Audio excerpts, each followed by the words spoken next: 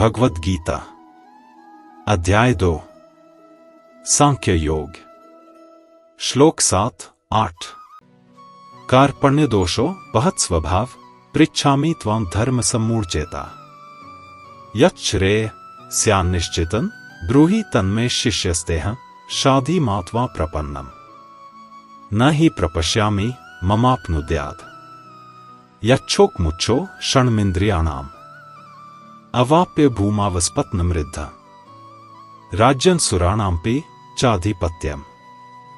अर्जुन बोले, मेरी कमजोरी से मेरा मन भ्रमित हो गया है।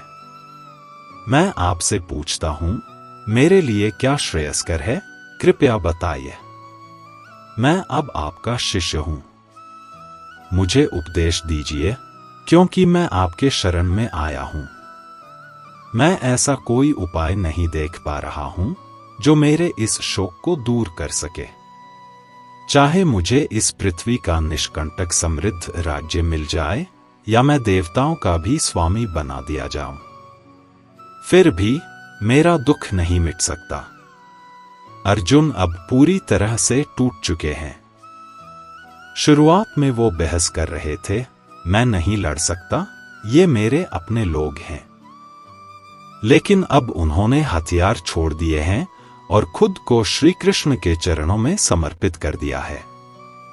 अब अर्जुन की हताशा चरम पर है। वो कह रहे हैं, मुझे कोई रास्ता नहीं दिखता जो मेरे दुख को मिटा सके, और यह कोई साधारण दुख नहीं है, यह उस तरह का दुख है जो हमें भीतर से खोखला कर देता है। इतना गहरा कि अगर हमें पूरी दुनिया भी मिल जाए फिर भी शांति नहीं मिलती। अर्जुन समझ चुके हैं कि बाहरी उपलब्धियां, राज्य, धन, सत्ता भीतरी खालीपन को नहीं भर सकती।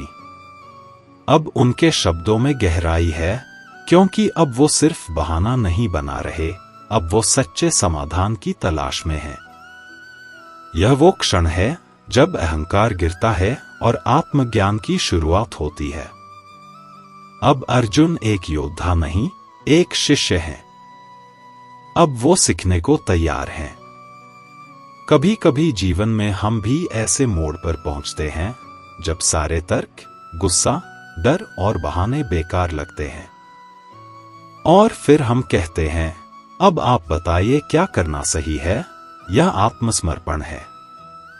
यह सच्चे ज्ञान की शुरुआत है। यहां कर्म का गहरा संकेत है। अर्जुन अब पूछ रहे हैं, मेरा सच्चा कर्म क्या है? वो चाहते हैं कि कृष्ण उन्हें मार्गदर्शन दें ताकि वे अपने धर्म को पहचान सकें। अर्जुन को अब सिर्फ जीत या हार से मतलब नहीं है। वो पूछ रहे हैं, मुझे क्या करना चाहिए जिससे मन की शांति मिले, जिससे आत्मा संतुष्ट हो।